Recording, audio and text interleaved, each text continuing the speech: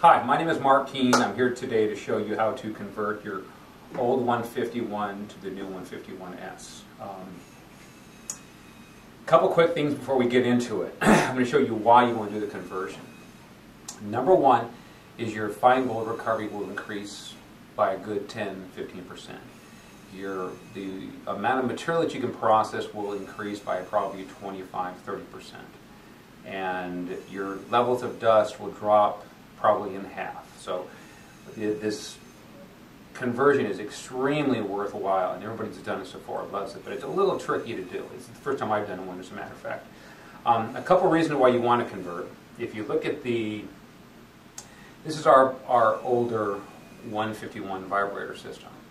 And we checked all the vibrators all the different manufacturers make, and they all turn in the same basic area. They do somewhere between, let's say 500 and 950 RPMs. Ours ran about 850 or so.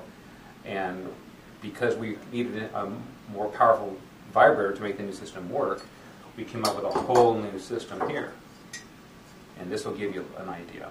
Now this vibrator here spins almost twice. Average speeds are somewhere between around 1500 and about 1900 RPMs. But you can see we've got an encapsulated fan. And we couldn't believe how much of an improvement. Plus we have a much heavier bearing system that works in here. So that's one good reason to make the transfer. Another good reason is you can see here's a completed model right here. We installed these scrubbing pins.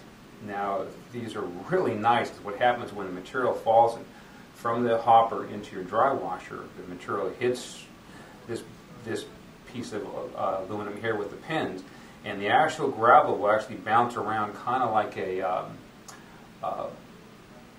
ball in a pinball machine. It just bounces around, breaking up the dirt clods and the conglomerate rock and clays and things like that.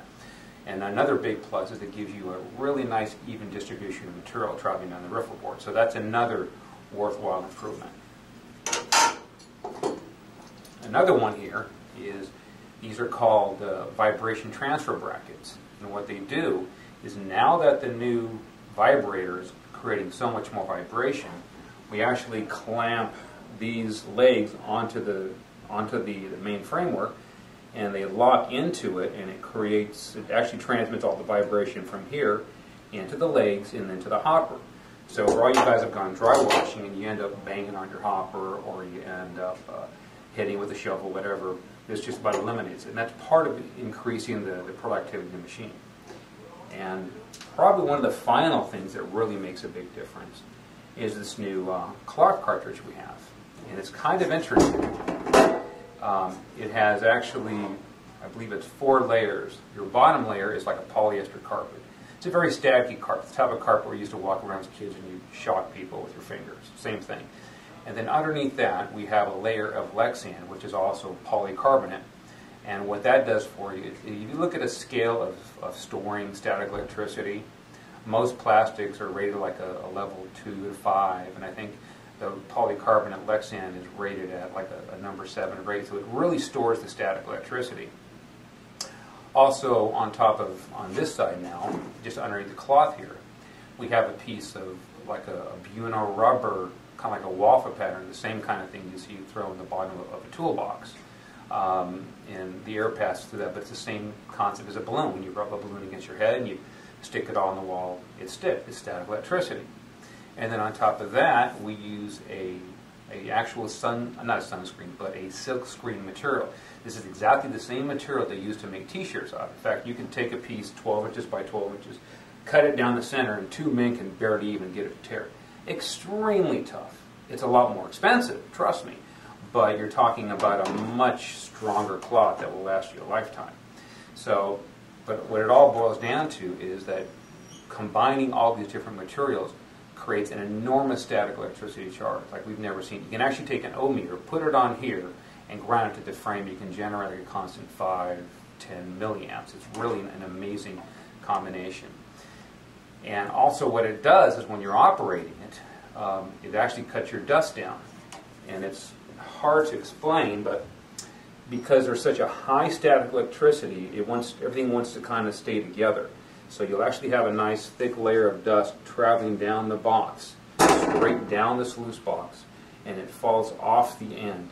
And the dust will go forward into one pile and the dirt into another. So really, compared to a conventional 151 dry wash like this older model, which isn't complete here by the way, it's an enormous difference. Okay, cut. A few more important points is the blast gate. This is actually an adjustable gate that's used to open and close, and what it does when you open it up allows more airflow, therefore the vibrators will spin faster. And as you close it, you create more air pressure in the box to give you greater lift. So typically we operate it in about a middle position here, but in different conditions you may have to adjust it, and the instructions will give you some general idea. But a little bit of practice makes a big difference.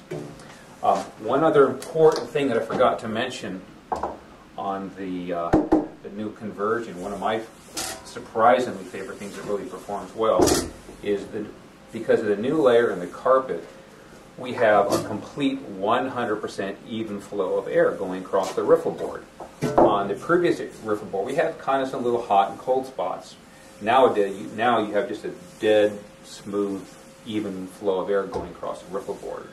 And that's part of the dust being so much less. Everything's a nice, consistent airflow. Fairly simple. Let's get started. First thing you're going to do, it's already been done here, but it's a new one. We've taken the riffle board and we've taken a Phillips head screwdriver and removed all the screws, removed the black cloth that was actually glued to this, and we removed the plastic cartridge. And we've actually, the way I've actually converted a few over, I've actually taken like a die grinder and clean as much of the black glue and everything else off the outside. You may require a razor blade. You may want to scrape some of the silicone or E6000 off.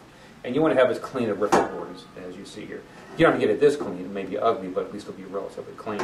So that's the first step. You have to prepare your riffle board. But you do use the old riffle board over. The next step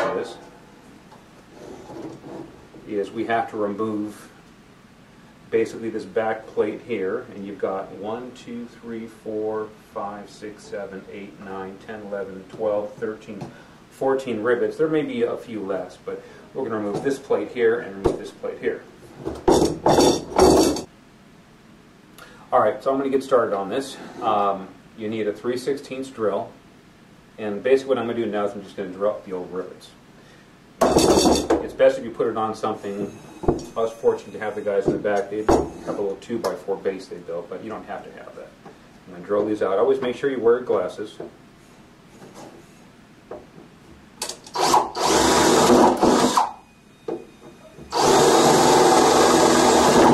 Actually goes pretty easy, I'm surprised.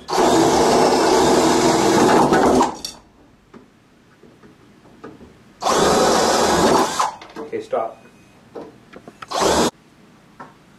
Okay, so I just removed your backing plate and the two old riffle bed supports.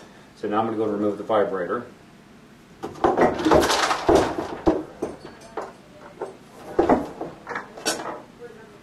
You just need a Phillips head and a 7/16 wrench. Okay, now I'm just going to remove the old vibrator.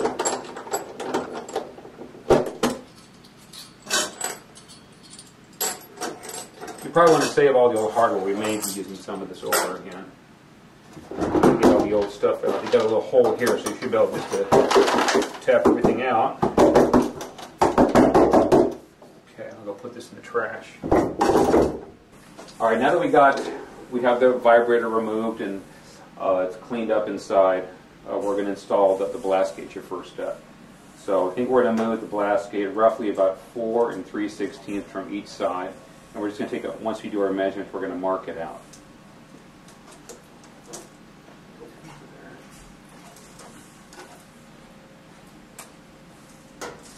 We're set? Yeah. Okay. It's easy enough, huh? Yeah.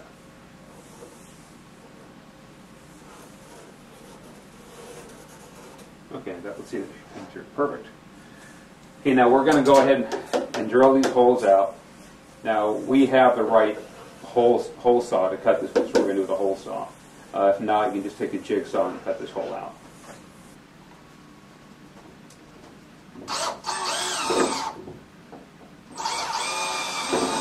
plastic drills, is he? Doesn't he? Yeah.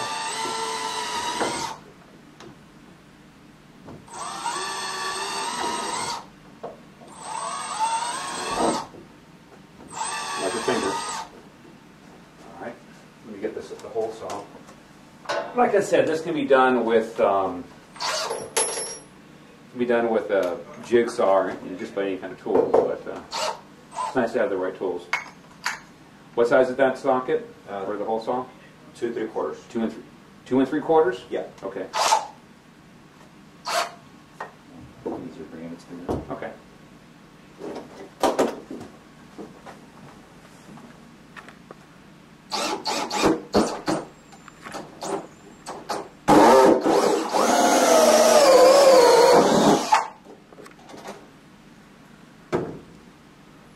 That was easy.